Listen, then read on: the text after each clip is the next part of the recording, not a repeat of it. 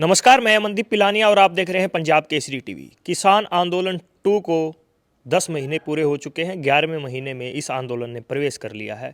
आज 101 किसानों का जत्था शंभू बॉर्डर से दिल्ली के लिए रवाना होगा। लगातार किसान दिल्ली जाने के लिए अड़े हुए हैं, लेकिन कहीं ना कहीं नाकामी भी उनको लगातार मिलती आ रही है।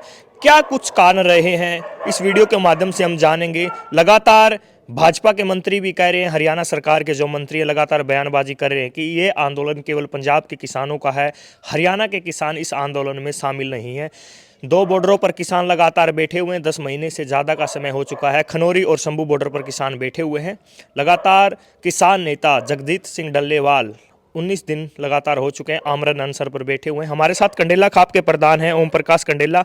उनसे जानते हैं क्या कुछ कारण है जो हरियाणा का किसान अभी तक पीछे है, इस आंदोलन में साथ नहीं दे पाया है। ये सब कहना है भाजपा के नेताओं का, हरियाणा सरकार के मंत्रियों का। वैसे तो जींद को किसानों की धरती कहा जाता है, खाप लैंड कहा जाता है, और हर आंदोलन में कहीं ना कहीं जींद की एक बड़ी भूमिका मानी जाती है। प्रधान जी, लगातार बयानबाजी हो रही है नेताओं के द्वारा, मंत्रियों के द्वारा। हरियाणा का किसान इस आंदोलन में अभी तक पहुंचा नहीं है। देखिए, सबसे पहले तो मैं आपके चैनल का धन्यवाद करता हूं और आपके दर्शकों का भी धन्यवाद है। देखिए, जो आज सरकार ये कहती है कि भी हरियाणा किसान का वहाँ कोई सरोकार नहीं है, ये सरकार की गलत फहमी है। कल ही हमारे गांव से वहाँ पर किसान गए थे, उनका हाल चाल पूछ कर आए हैं। आगे जो दिन भर आंदोलन चलेगा ना, तो किसान के अंदर जोश पैदा होगा और किसान उठकर आगे आएगा। ये नहीं कि किसान बैठा रहेगा। ये जो मांग है एमएसपी की, ये सारे भारतवर्ष की मांग है, ये हमारी भी मांग है, सभी किसानों की मांग है। ये एमएसपी को गारंटी देना। और मैं तो आदरणीय प्रधानमंत्री से यही कहता हूँ कि ये इनकी मांग जल्दी से जल्दी पूरी करें। अगर जितनी भी देर होगी उतना इस देश के लिए नुकसान है। मोदी जी कहते हैं कि एमएसपी से देश को नुकसान होगा। नहीं, देश को नुकसान नहीं होगा। एमएसपी से, अगर एमएसपी की गारंटी दी जाती है स्वामीनाथन रिपोर्ट के आधार पर, इससे देश का विकास होगा। और वो कैसे होगा? किसानों की आमदनी बढ़ेगी, किसान बाज़ार के अंदर जाएगा, बाज़ार के अंदर खरीद करेगा, छोटे दुकानदार की, आम आदमी की आर्थिक दशा अच्छी होगी और व्यापारियों की दशा भी अच्छी होगी, और जिससे ये देश प्रगति पर आएगा। वो टाइम भी था कोरोना के अंदर। मैं आदरणीय प्रधानमंत्री जी से कहता हूँ कि एक बार पीछे नज़र फैलाकर देखें। कोरोना के अंदर जो जीडीपी थी वो किसानों ने नो की रखी और किसी से नहीं रही। तो मैं यही प्रार्थना करता हूँ कि मोदी जी इस मांग को, किसानों की मांग को, इनके कर्ज को, इनको सारी मांगें पूरी की जाए और ये ना समझें कि किसान पीछे हटेगा, कि आंदोलन खत्म नहीं होगा। अब प्रधान जी, लगातार किसानों के द्वारा पत्र लिखे जा रहे हैं प्रधानमंत्री को, राष्ट्रपति को। हाल ही में लास्ट पत्र लिखा गया प्रधानमंत्री को, खून से हस्ताक्षर करके जगदीश सिंह डल्लेवाल ने प्रधानमंत्री को पत्र लिखा है। तो अभी भी मांगे नहीं मानी जा रही है, उनकी सुनवाई नहीं हो रही है। लगातार आज 19वां दिन आमरण अनशन पर बैठे हुए हैं। देखिए, मैं ये कहता हूँ, आज जो डल्लेवाल की हालत देखेगा नहीं तो एकदम उसके दिल पर एक रहम सा आता है। और मैं प्रधानमंत्री जी से यही कहता हूँ कि प्रधानमंत्री जी, इस किसान की हालत देखो, जो किसानों के लिए आज मर रहा है और किसानों का खून भी खोल रहा है इसके साथ। और इनकी हालत देखकर इनकी ये कहते हैं कि इनको हार्ट अटैक भी हो सकता है। अब अगर ये किसान इस देश से चला गया तो किसानों पर ऐसे नहीं टिका जाएगा।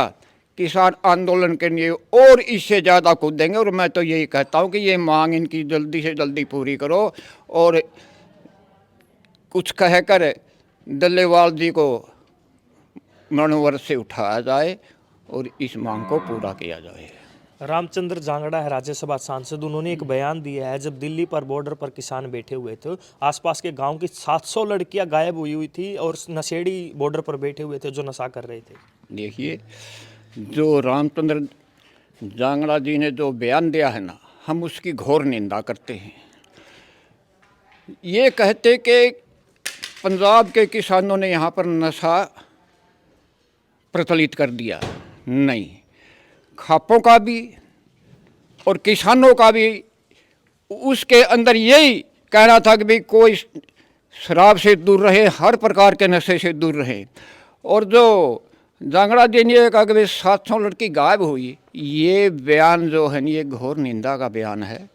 देखिए, या तो जांगड़ा जी कोई प्रूफ ला कर दिखाएं अगर भाई किसानों ने ये इतनी लड़कियों को, इस प्रकार के जो ये आरोप लगाते हैं ये घोर निंदनीय है। और मैं तो यही कहता हूँ कि आगे भी अपना ये वक्त विचार ले, इनको जनता सबक सिखा देगी।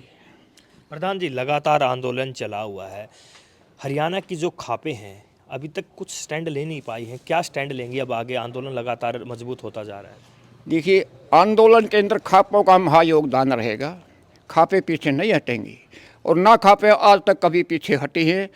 तो किसानों के लिए खापे जल्दी ही एक होकर मैदान के अंदर कूदेंगी।